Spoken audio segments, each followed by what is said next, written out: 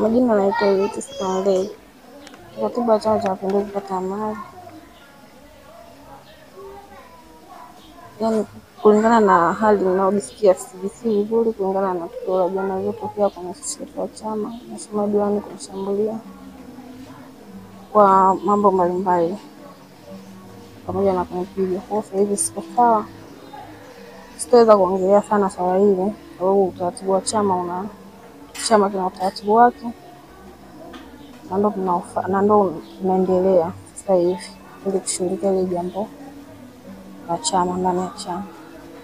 Kwa mazingira ya ofisini, lakini baada ya hapo kulingana na kwa sababu alinishambulia kunigusa, kama kwenda kituoni kwa ajili ya usalama wangu, na kituoni wakanipa karatasi kwa ajili ya kwenda hospitali. Kwa hapa naendelea na matibabu na maelekezo ya madaktari.